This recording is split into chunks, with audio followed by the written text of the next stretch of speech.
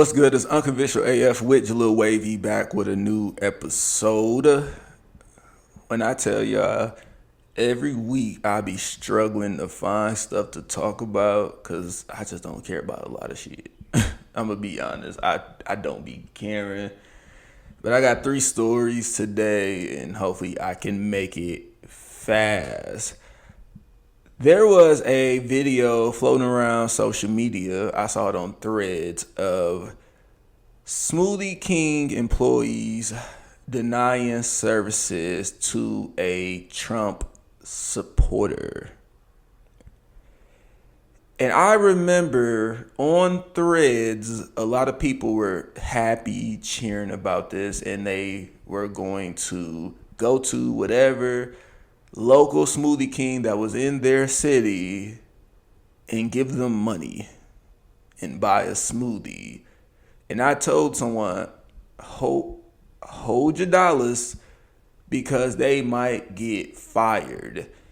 And that's exactly what happened. It's Smoothie King. That could have been any customer being discriminated against for, I guess, something as small as a political view or a shirt. Not small, but you know what I'm saying. Political views. Like, people can support and vote for whoever they want.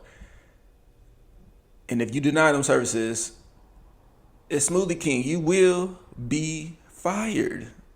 And I'm pretty sure those girls, they were probably just like students. In the grand scheme of life, the Smoothie King job ain't gonna mean shit to them in a few years. I worked at McDonald's, could care less. Don't put it on the resume. It doesn't mean anything. I worked at Walmart, whatever. So on Fox 2 Detroit's website, it says a Metro Detroit attorney said businesses can choose to discriminate based on political views, but also noted that businesses can fire people for political views. So I guess both sides were right. I'm going to be honest. I have to side with Smoothie King. Like, if someone comes into my job that I don't own and I'm just an employee and they have on MAGA gear, like, I'm just going to serve them and talk shit about them when they leave. And it's not going to be that deep because I'm just trying to get the hell up out of here, just trying to do my job and go home. All right, here's a fun story. So I'm sure everybody has been watching this 50 Cent verse T.I. in the Gang. And it's still going on to this day. I just saw a video on King's page of him. It has, I guess, 50 Cent's mom on it. Says Miss Jackson. Look like a bunch of weed on it, and you know how they say smoking a loud pack for disrespecting one of your dead homies. Yeah, is that? And I'm like, damn.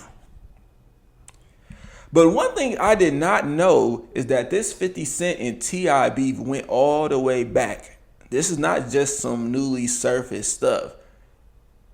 It started in 2007, and let me tell you, I was a young buck back then. I didn't know anything about rap beats. I was listening to whatever was on the radio. So I didn't know that this started way back in the day. So shout out to Billboard for this because they gave a whole timeline on how this whole thing started between 50 Cent and T.I. And it goes back to 2007. And then this year, T.I. did...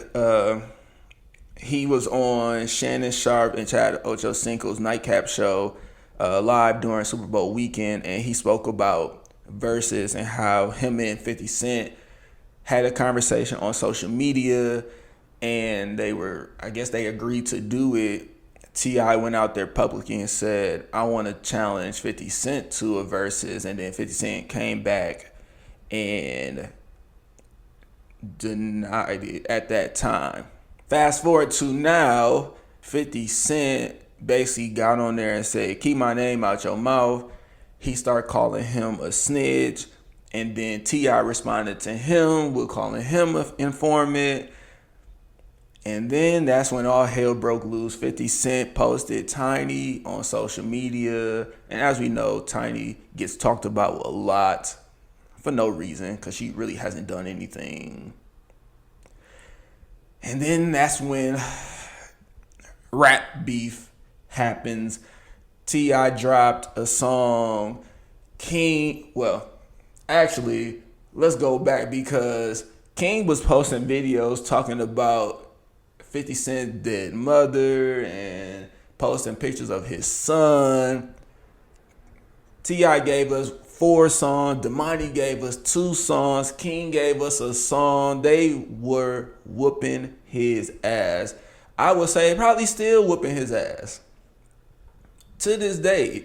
And 50 Cent's only response is posting on social media, and then he puts a bar in a power intro song.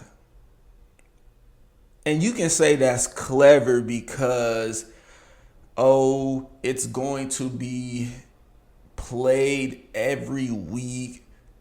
But why you have to drag Leon Thomas into this? That man, he's just a bystander, just trying to get a check. Why you have to do that on that song?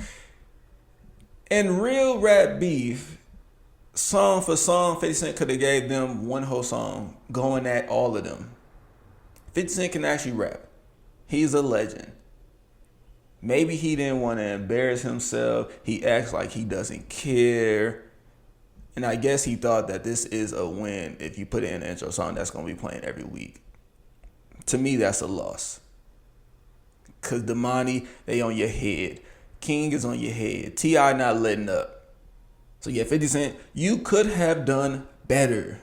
So producer, hitmaker, a.k.a. former rapper, Young Berg, was on Earn Your Leisure podcast, and they was asking him about, I guess, baby nup, prenups, getting married, and he had this to say. You're anti-marriage, just not on paper. I'm anti you being able to take half of my life to work and meet me at 40 years old right now and then think you're entitled to half of whatever I've done. I'm anti that. But you do the ring and the ceremony, just not the paperwork. No, for sure. I want to make a woman happy. I just don't want to cry about it if her feelings makes her decide she don't want to be with me no more. But I'm very transparent. Are you capable of monogamy? No, never.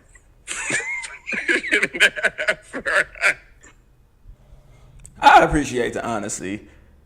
Because I always say, these rappers, these pro athletes, bro, they not trying to be faithful. And every time we see on social media these women get with them, and social media goes crazy. Megan Thee Stallion with Klay Thompson, Glorilla with Brandon Ingram, Cardi B with Stephon Diggs, or whatever famous man it is. Black women would cheer them on and be like, yeah, queen, get your bag, get your man, this and that, blah, blah, blah. And we know it's all going to end the same. It's going to end the same way. They can't stay faithful. They think they are the exception to the rule because they're famous and they have a career and they have their own money. And the rapper just looks at them as another hole. And they don't care about your status. The best thing you can do for them is stand next to them and help them get more women. I'm not saying it's right, but I appreciate the honesty from Hitmaker. Well, that's all I have for today. Full video on YouTube. Subscribe on Spotify and Apple. Follow Jaleel Wavy on Instagram and TikTok. Unconventional AF on Instagram. Thank you for listening.